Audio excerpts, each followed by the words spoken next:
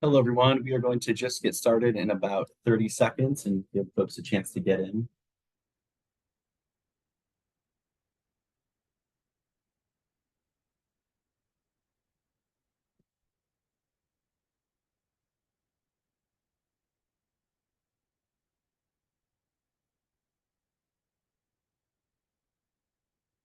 Hello, everyone. Welcome. We are going to get started here in just about 15 seconds, just giving folks a chance to log in.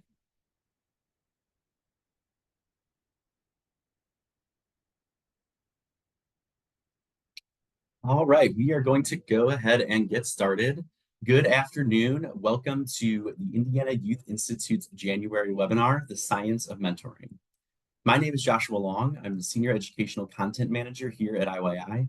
Thank you so much for joining us for today's presentation. I am incredibly excited about it, especially given that it's National Mentoring Month. We are grateful to have the chance to connect as a community of Indiana youth workers who remain committed to meeting the needs of our youth and children. For those who are not familiar with IYI, our mission is to improve the lives of all Indiana children by strengthening and connecting the people, organizations, and communities that are focused on kids and youth.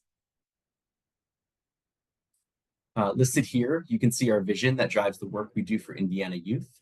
And then before we begin, I'm just going to share a few pointers to help you engage with today's webinar. For any technical support issues, use the chat feature to send a message to Erin Whitcomb, IYI's registration manager. She is behind the scenes to assist you.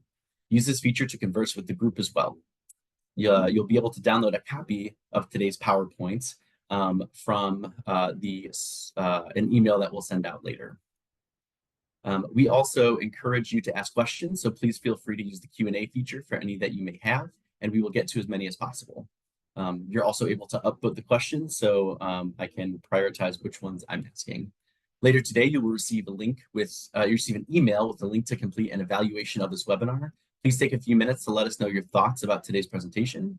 And if you don't receive the evaluation email, check your junk mail. Once you complete the evaluation, you will be redirected to your certificate of participation. So just to reiterate, to receive the certificate of participation, you must fill out the evaluation. Like all of IYI's webinars, today's webinar will be posted on our website if you'd like to revisit a portion or share the opportunity to listen in with partners later. It is now my pleasure to introduce our speaker. Brandon Randall is an Eastside resident of Indianapolis and the founder of True Colors Indy, a community organization focused on developing collaborative partnerships, implementing leadership development programs, and connecting young people to opportunities within the community. Brandon holds both associate's and bachelor's degrees in criminal justice and has lived and professional experience in the juvenile justice system, K-12 education, nonprofit leadership, and youth engagement. Brandon is passionate about youth development and youth civic engagement, dedicating his professional life to social and emotional development, advocacy, leadership, and community organizing. We look forward to today's presentation. So with that, I'm going to turn it over to Brandon. Awesome. Thank you, Josh. Good afternoon, everybody. Let me go ahead and get my screen shared, and we will be ready to go. I am so excited about this presentation today. I think that we're going to have an amazing engagement.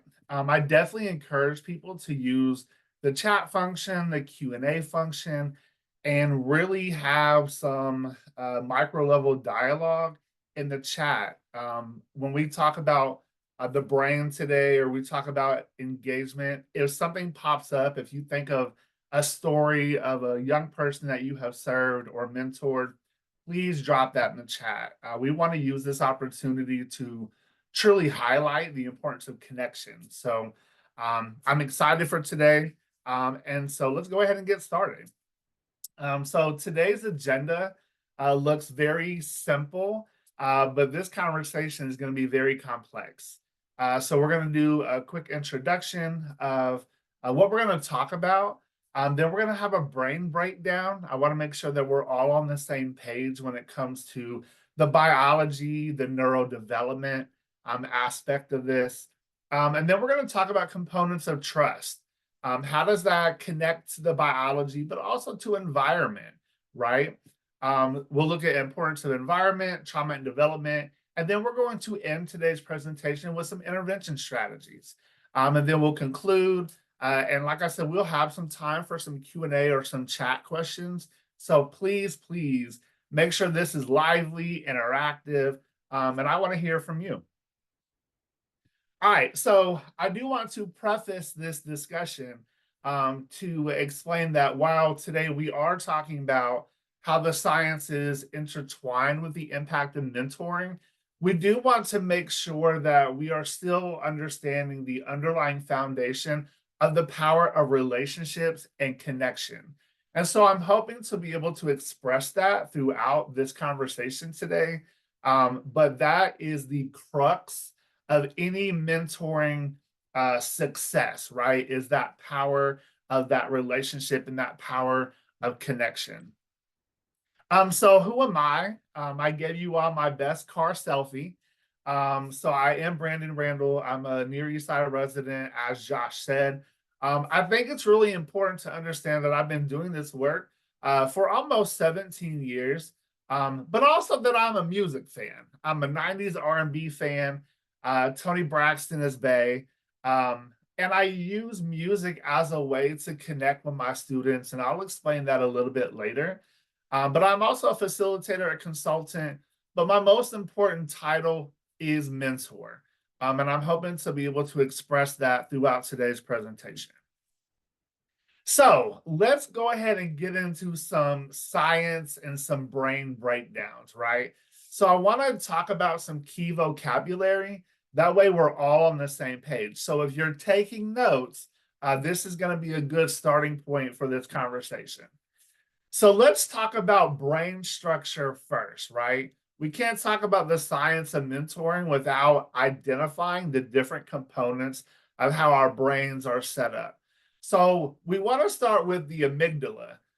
So when we talk about mentoring, connection, trauma, healing, all of those things combined, the amygdala is going to be one of the most discussed portions of the brain, right? Because the amygdala is where we learn to control our emotions. That's also where our fight or flight methods reside, and that has the memory functions. Now, I do want everybody to know your amygdala, if it is overextended or if it is over aroused, the problem is that causes difficulties with sleeping and relaxing, right? It creates this state of hyper awareness. So I want you to take a moment and think about that. How many of you have ever worked with a young person that you know was in survival mode or just maybe experienced a highly stressful or anxious event and they became very hyper aware, maybe to the point of paranoia, right? And you couldn't understand why they couldn't just relax or just calm down, right? It was out of their control. Their amygdala was overextended. Then we have the hippocampus, not the hippopotamus, the hippocampus, right? And that is the part of our brain that learning and memory also resides. And so we have to understand that brains that are impacted by chronic trauma have a reduced hippocampus size. And the challenge with that is that reiterates this hyper awareness that we saw with the amygdala. So imagine you have two brain structures working together to create this state of hyper awareness. We see that in our students all the time, right? And then we have the prefrontal cortex. This is where the controlling functions of the amygdala lie, and another regulatory state of emotions. A damaged prefrontal cortex can impact the regulation of panic and anxiety. So if you don't know where those three are located in your brain, here they are, right? So you have your prefrontal cortex, you have the amygdala and hippocampus, which are located like in the middle southern portion of the brain. But these three are really related as far as like they're kind of like cousins, maybe even siblings. When we talk about the impact of emotional regulation, impulsivity, decision making, these three really work together. Now, there's another part of the brain that isn't discussed as much as the amygdala, but it's the striatum. And that's really important because that is a brain structure that is in some literature when it comes to the development of trust and trustworthiness, right? And so the striatum really is a location that supports the development of understanding the reputation of other people's trustworthiness. So if I'm a 10-year-old and my striatum is really just now kind of developing, I may not understand that I probably shouldn't associate with these peers because they've shown that they can't be trustworthy. They've shown they make poor choices. I'm 10. My brain hasn't developed enough for me to really have those capacities to understand that. So when we look at young people and question, why are you friends with so and so? Like, you know that they're not really good for you. It's because they're young and their brain development is still very much so in the works. And their striatum, which controls some of this understanding of trustworthiness and reciprocity, they're still working on it. So we have to be able to understand that. All right, now that was brain structure. Now it's really an important step to understand the critical hormones that are released during certain situations and how that affects how we feel safe, how we build trust, but also how we connect with other people. If you don't write anything down that I tell you, I need you just to write this one thing down, and it is oxytocin. Oxytocin is the most researched hormone, in connection to trust, empathy, stress, and pro social connection. Out of all of the hormones we're going to talk about today, oxytocin takes the cake in terms of actual research, actual methodology, reflected in the importance of knowing about oxytocin. So that hormone increases the levels of dopamine within the body, which we know is considered the pleasure chemical. And so when you have an increased level of oxytocin, then that starts to develop some of these connection opportunities, these emotional, empathetic opportunities. So definitely make sure you write down oxytocin. Now, the next one is AVP for short, but it's arginine vasopressin.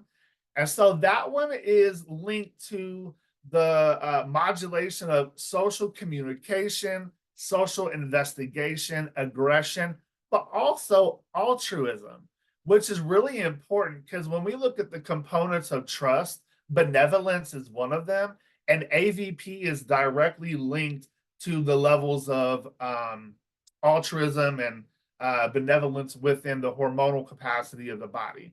So I would put an asterisk next to that one. That one's a real interesting hormone that we have. Now, the next several ones you probably have heard of, so this is probably not anything new. We know that serotonin influences learning, memory, happiness, and cooperation. The problem with serotonin is, which can be impacted by levels of trauma, especially chronic trauma. We know that decreased levels of serotonin can contribute to depression and isolation, which has an effect on trust, safety, and connection. And so we want to be able to create environments where our students, our mentees are experiencing balanced or increased levels of serotonin and not put them in dangerous or violent environments that can negatively impact their serotonin levels. The last two are cortisol and testosterone. We do know that, and we'll talk about this later, but we know that when chronic trauma is increased and we're in fight or flight modes, we know that our body is flooded with cortisol and adrenaline. And so cortisol, if it's at an increased level, it can decrease the opportunity for rational thinking, motivation, and can increase fear and hyper awareness. And so think about that. If we know that a young person in survival mode has increased levels of cortisol, then it kind of makes sense that they might not have motivation to learn. Maybe they have no motivation to be social with their peers. And a lot of times as adults, we think in an adult mindset and we ask, well, what is wrong with this kid? Why aren't they motivated? Why don't they just want to do better? Sometimes it's out of their control, right?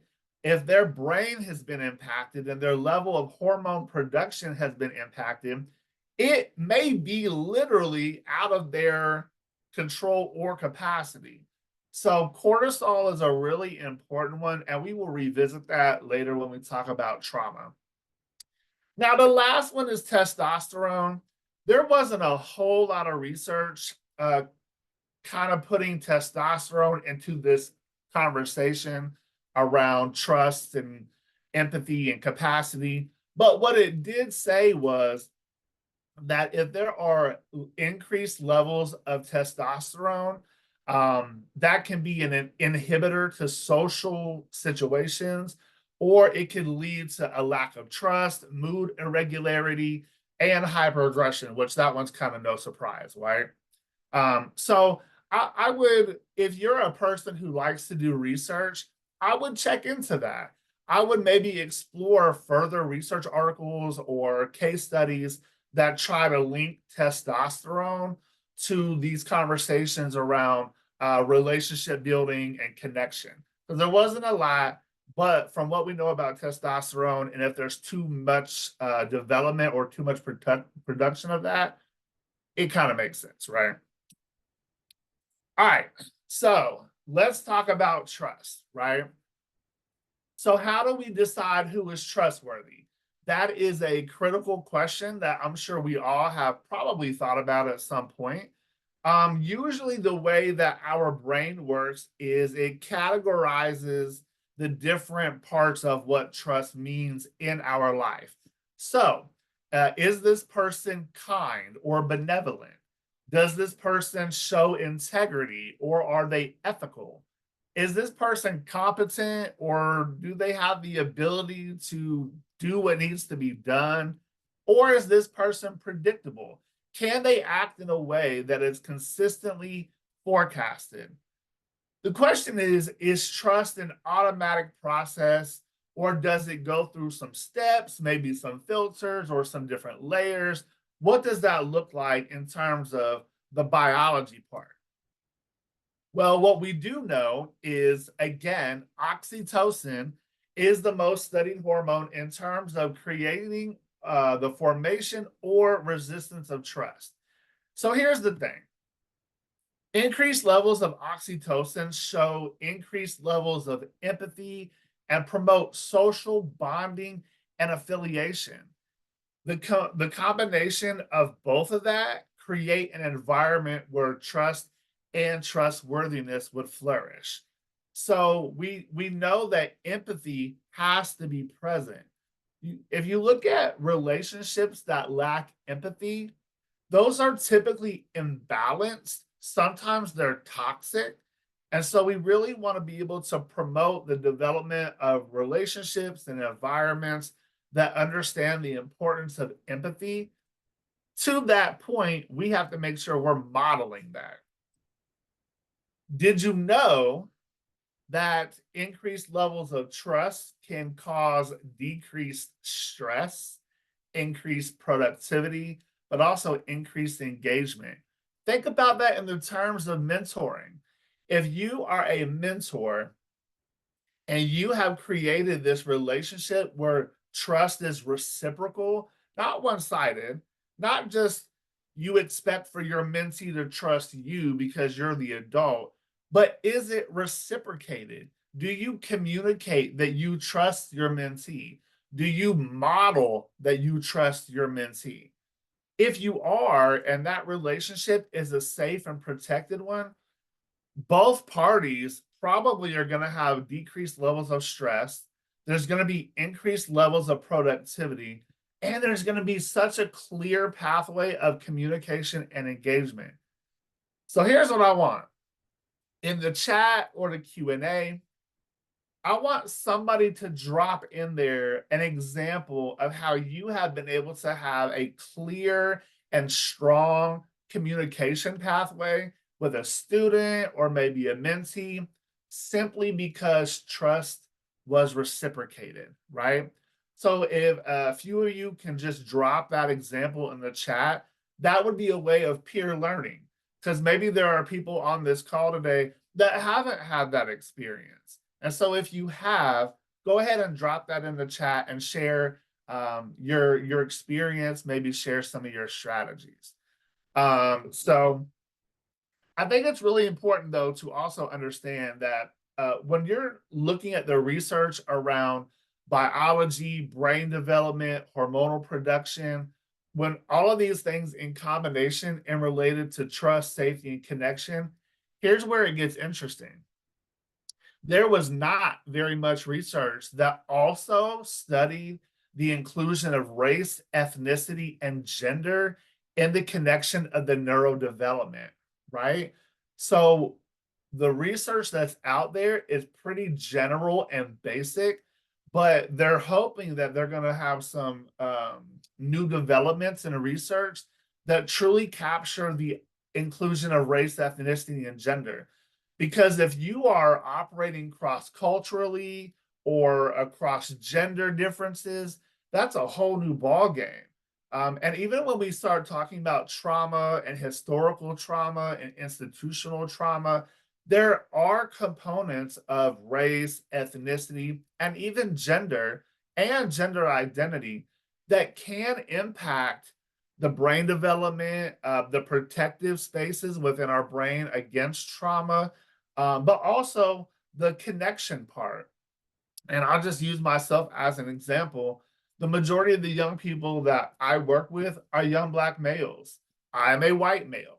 And so there is a component of racial differences that can be very vital and important to be aware of, to acknowledge.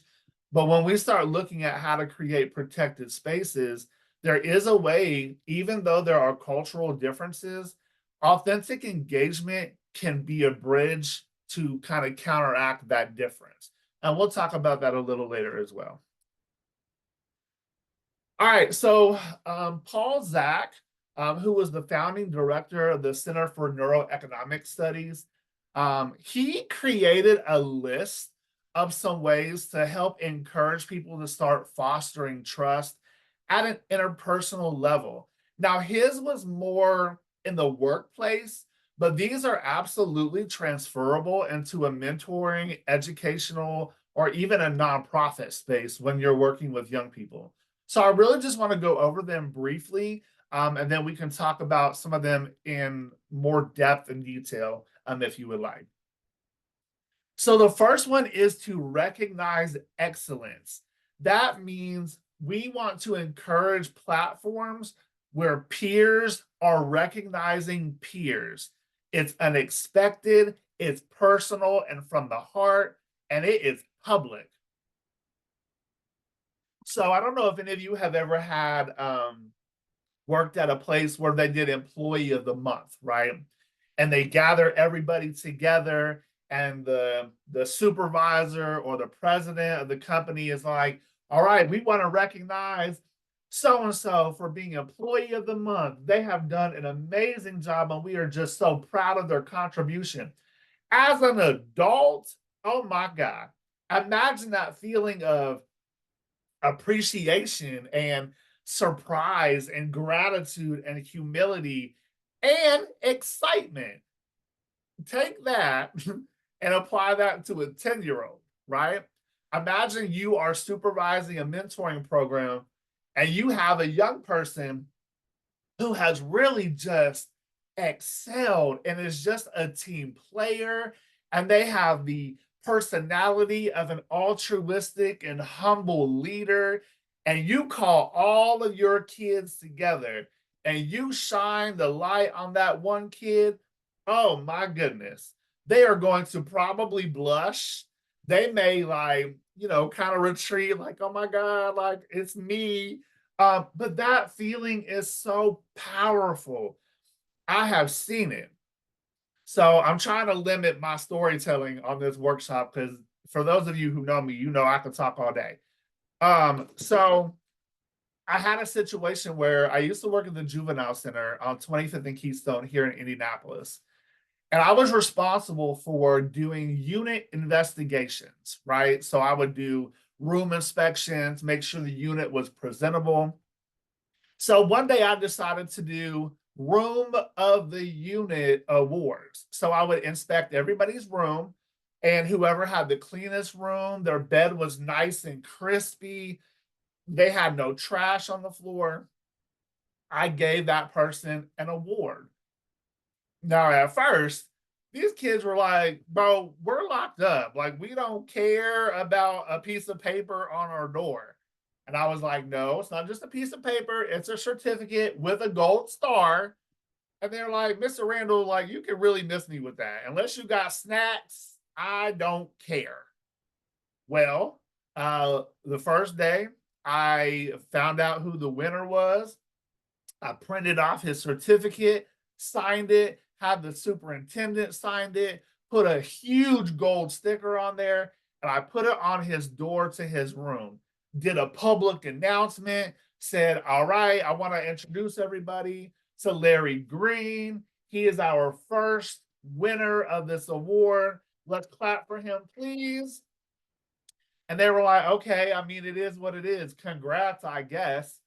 The next day, everybody, Mr. Randall, hey, bro, come check out my room. Check out my room. My bed, crispy, 45-degree edges. Ain't nobody got a room like me. They were fighting over it. They were excited. They were telling on the other kids. They were like, Mr. Randall, he got snacks under his pillow. Go check under his pillow. And so it became so popular that we had to do unit of the week. And so it went from individual room to unit. And what we found is it helped hold kids accountable. Because if I'm in a unit and they know that they're in competition with the other units, they held each other accountable through positive encouragement. So I would be like, all right, room 201, we're not looking real good. All the other kids would be like, hey, bro, hey, we don't have time to lack. You better go fix that room. If you need help, let me know. I loved it. I loved the community that was built simply around a certificate, but it was that public acknowledgement and affirmation. We talked about serotonin earlier. Imagine the level of increased serotonin when you win or when you're recognized for your accomplishments and achievements. It is unmatched. So we also want to look at how do we induce challenge stress. Now, stress is throwing me off, but it basically means a team project, right? So how do we create a team-centered project or a goal that caters to our need of achievability? That kind of goes back to the unit of the week, right? We also want to allow for autonomy. We don't need to be micromanaging. We don't need to hover or be a helicopter person. We want to give instruction and let people figure it out for themselves. You cannot learn unless you have some sort of autonomy and independence because you're going to mess up, right? But we want to encourage our young people to be autonomous. And if they do mess up, they come back, we revisit, we support, we affirm, but we never leave them, but we're not doing it for them, right? We also want to be transparent and open about our own experiences. The one thing that has always been a trigger to me is when a supervisor is so closed and guarded. They never want to get personal. They never disclose anything about, their life or their family. I can't build trust with you if I don't know you. And so we want to be able to be transparent and be vulnerable and open up to our young people. We also want to build intentional relationships that show interest and concern. The biggest feedback I get from young people is that their teachers don't care about their life. Adults don't care about their emotions. Their counselors and social workers don't care about their lived experiences. We have to counter that narrative, and we have to show intentionality on how we build relationships, right? And then the last one is facilitate whole person growth. We have to create foundations and environments of growth mindset. Because if not, then our students will be stuck and stifled in fixed mindset. And then they're a reflection of us. And then we'll blame them when it really was our fault, right? All right. So some of you may have already met my personal assistant, Sean Tyler. If you have not, let me tell you about him. This goes into the way to foster an environment of trust. Sean Tyler was one of my students at a program I did last year. He was a fifth grader. He came back this year as a sixth grader, and he wanted to participate in the program again. And I told him, I said, well, you can't really do it twice. We want to rotate new people. I said, but you were my assistant last year. So do you want to be my assistant this year? Oh, absolutely. So I got him his own shirt with my logo, and I put program assistant on the back. And the day I went to deliver him his shirt, he was sitting outside of his class because he got kicked out. And I sat on the floor with him and I gave him his shirt and I said, listen here, bro, you cannot represent true colors if you're going to be out here on the carpet because you can't get it together in class. Oh, his eyes lit up. He put that shirt on immediately and went to class, right? Now, here's the thing that I had to learn a couple months later because he was in the program, being my assistant, doing what assistants do, but he was cutting up. And so I did not have a lot of emotional regulation because I was triggered. And I said, keep on, and you're going to get fired. I didn't realize the level of personal investment he had. He had the bag that I had put his shirt in. He had that bag in his book bag. It had been 2 months. He never took the bag out. Well, that hurt his feelings. He took the shirt off, folded it, gently placed it in the bag, and said, here, I'm sorry I disappointed you. After I almost lost it and cried my eyes out, we had to have a whole moment. I had to apologize and explain to him that it wasn't okay for me to A, bust him out like that in front of his peers, but also I wasn't showing him a moment of education or a moment of trust. I was using punitive discipline, which I had told him I would not do. So we had to have a whole restorative moment to repair our trust that was lost in a sentence, right? Imagine how many times we do that every day to our students. We're not perfect. We mess up, we get angry. But the point is, how do we repair that? How do we repair a relationship and recreate an opportunity for trust? Now, we cannot have a conversation without talking about the importance of environment because we know that, yes, brain, hormones, all of these things impact trust and safety, but so does the environment. And so when we look at the impact of socialization and culture and experience, when we marry that with biology, all those two things create a massive storm of impact and influence. So let's just talk about one aspect of the environment, the economy. Currently, we know that people are struggling, right? Rent is high, food is high, gas isn't as high, but it's high. Everything is expensive, right? I just ordered 10 things off of Instacart yesterday from Kroger. It was $75, right? So the economy is not our friend right now. We know that young people are losing their homes, people are facing eviction. And so, how do economic circumstances impact behavior, attitude, and engagement of the youth we serve? What type of disruption does economic distress cause? How is that linked to trauma? Well, we know that poverty is one of the adverse childhood experiences. We know that housing instability creates a whole lot of ripple effects of challenges, but we know all of these things are lack of basic needs being met. There is a stress model called the family stress model that explains that when families go through a punishing experience, loss of employment, homelessness, significant strain on finances, it absolutely exacerbates emotional responses negatively, right? That is depression, anger, aggression, but it also causes parents to be withdrawn or inconsistent or disconnected or resentful.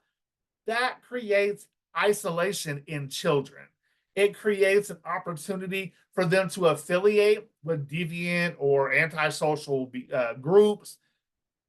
It's not just that kids have waken up one day and said, you know what? I want to hang around the kids that rob people. They didn't just do that. It was an outcome of something that disrupted the environment of their basic needs. And that absolutely can be economical. I know everybody on this call today knows at least one young person that is facing homelessness. Here in Indianapolis, I have a program at one of the local high schools with 17 young men. Four of them are currently homeless. Three of them are living in a hotel. That is just 25% of one program in a school with 3,000 students. Imagine all students in the state of Indiana. How many are facing homelessness? And how much of a lack of resources are there for that? So that actually will impact behavior, and we have to be able to understand that. All right. So let's kind of transition into trauma and development, and then we're going to look at some intervention strategies.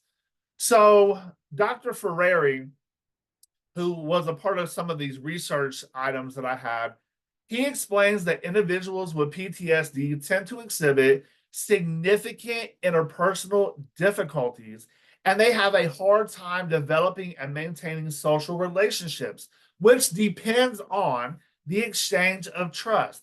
It's not just that these kids are isolated and they just want to play video games, they don't want to be bothered. A lot of them are dealing with PTSD and they are just in survival mode. If they are, of course, they don't want to be social or friendly. They're trying to regulate themselves first. And we, as the adults, as the educators, as the mentors, we really, really have to understand that. We kind of have to get out of this adultistic mentality of how kids are supposed to act and take into account the impact of trauma and ongoing violence and other traumas. So here are two models that I got off of the CDC's website. The one on the left is a basic pyramid that understands kind of how adverse childhood experiences influence health and development. The difference is the one on the right incorporates generational and historical trauma and social conditions, because it is critical to understand the impact of generational and historical trauma and current social conditions. A lot of things that have happened historically or generationally, that has not changed as much as we think it has, right? So it's critical that we understand that.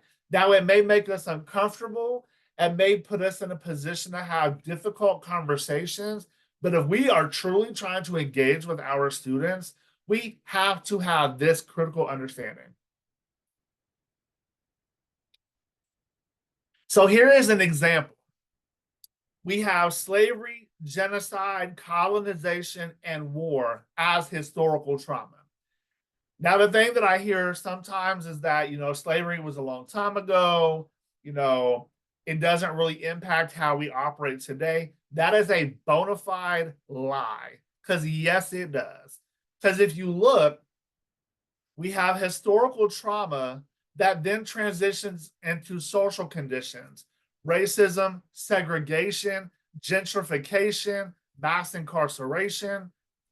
That is a direct outcome of historical trauma.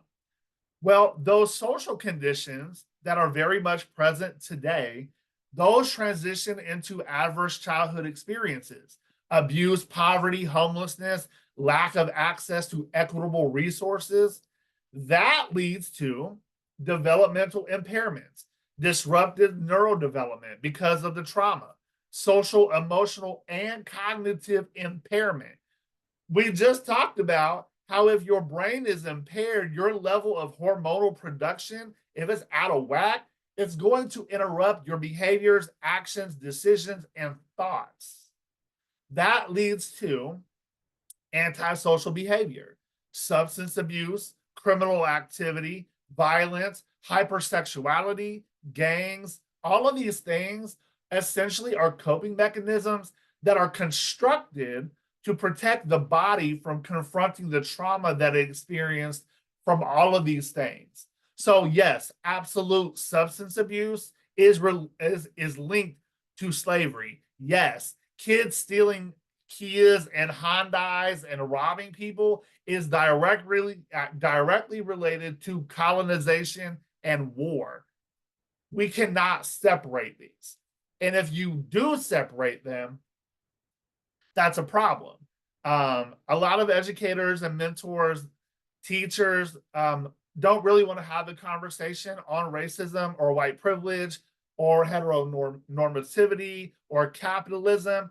All of those things impact our children and they impact them in neurodevelopmental ways. It's not just political, it's the development of their neurological functions. We have to address it and we have to find ways to counter and heal from that. So here's what happens. When you have young people that have chronic and ongoing trauma, their amygdala is hijacked. So here's what's supposed to occur. A normal functioning trauma-free brain will receive information, will receive stimulus, and the prefrontal cortex and frontal lobes will take a moment, assess, evaluate, think of a rational outcome or response, work in collaboration with a healthy functioning amygdala, and produce an outcome, right? Not impulsive, not irrational, something that makes sense. A hijacked amygdala ain't no talking. We're not even going to have a discussion. I receive information and I immediately respond, right? So if I'm a kid and I'm in survival mode and somebody hits me, I am not thinking about my consequences. I don't care if I'm about to get expelled. It's on sight. You hit me in my face, oh, I'm about to body slam you. And we hope that it's just a body slam because we know that kids are escalating to using guns instead of their fists, right? So that is what happens when your amygdala is hijacked. It is an unconscious response. The young person doesn't have control in that moment when their amygdala is being hijacked. They can't really stop mid hijack and say, "Oh, wait a minute, I'm out of control." That usually comes through reflection and mindfulness as they develop and get more structured in their skills. But we all know students who have acted irrationally and impulsive and violently, and it really wasn't something that they were doing intentionally. It was because they were operating out of a hijacked amygdala. So this is also what we see though. Usually when they come down from that episode, now they're thinking a little bit more rationally. Usually we see young people who have feelings of regret, embarrassment, and remorse. And that is an opportunity for you as an educator or a mentor to, that's double Dutch, right? That's hopping in and we are jumping rope together. Okay, I see you're expressing some remorse, some embarrassment.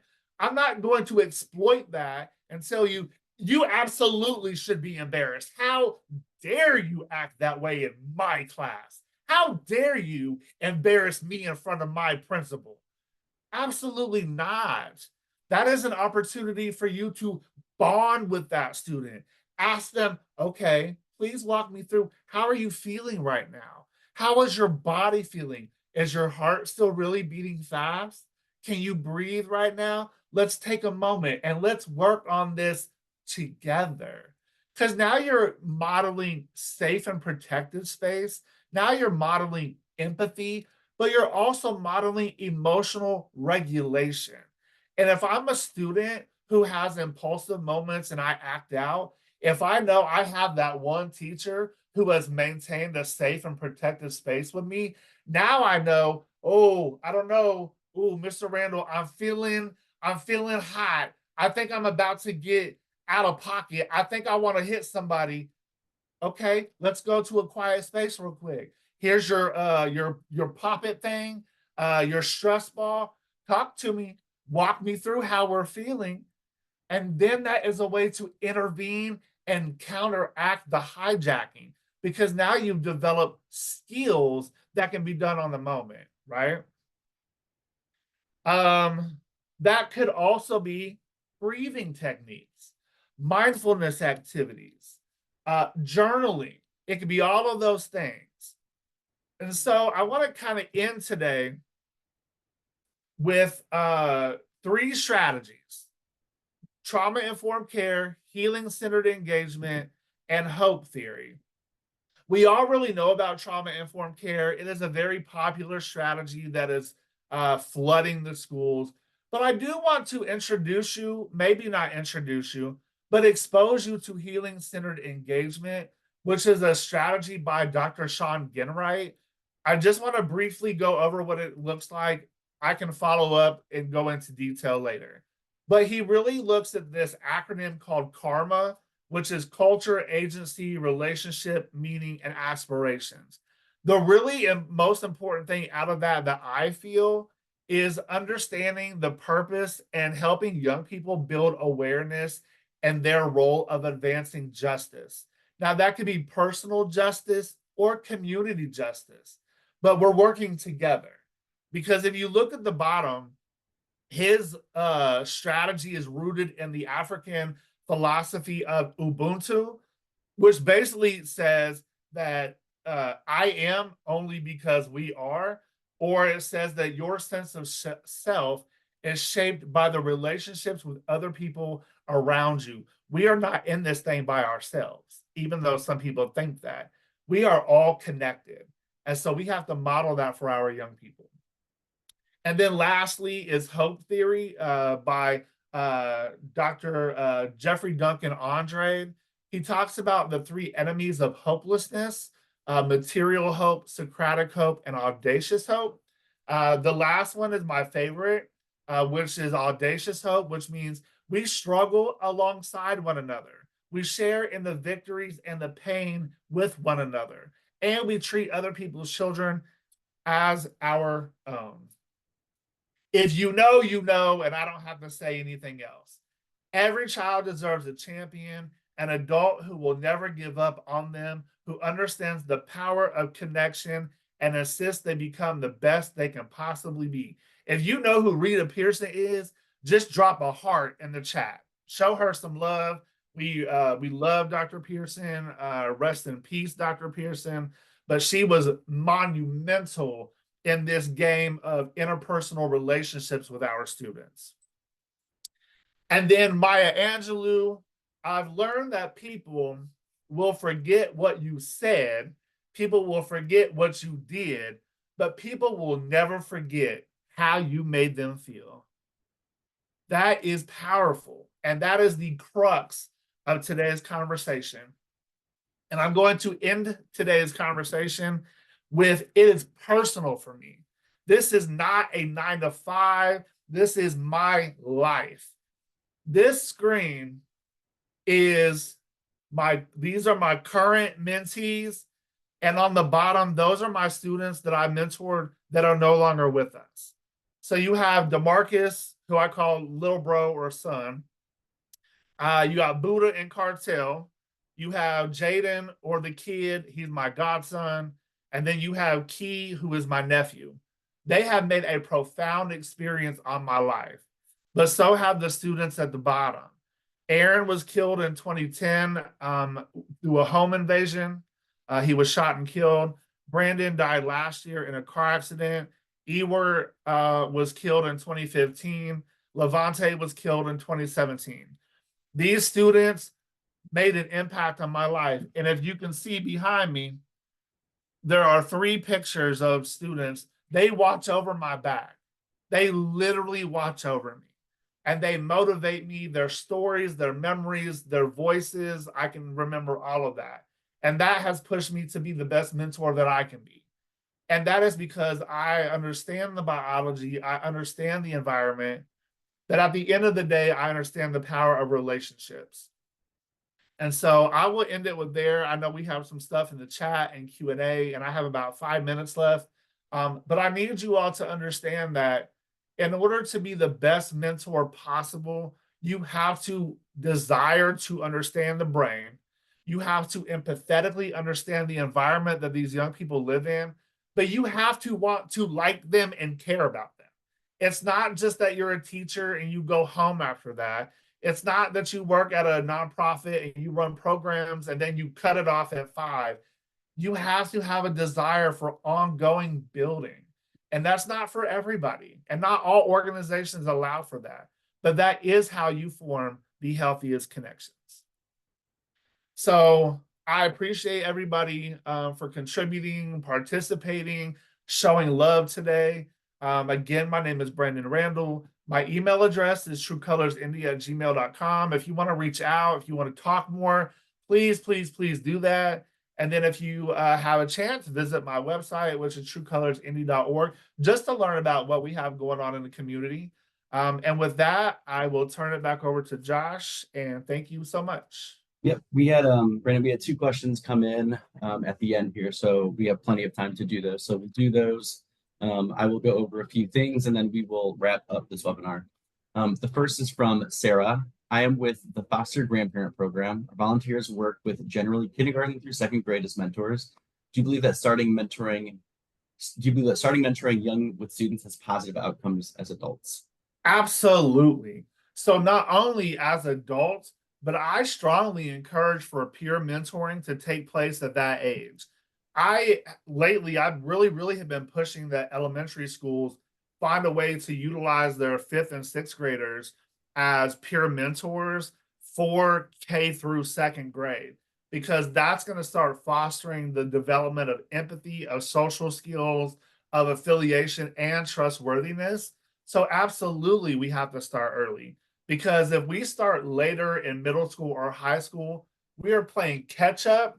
And we also have to understand that trauma doesn't care how old you are. Trauma is going to impact them immediately.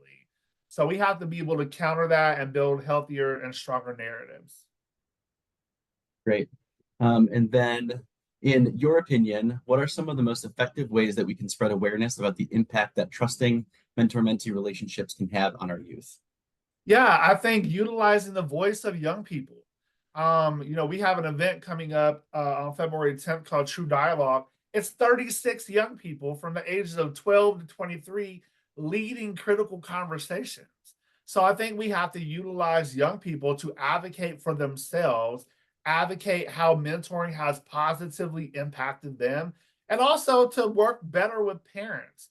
The biggest feedback we have right now is that parents are not listening to kids. They don't care about affirming their feelings or emotions. They just do your homework, don't bother me, get out of my way.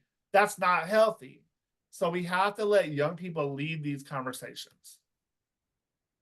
Great, great. Yep, and so with that, we are just going to conclude here.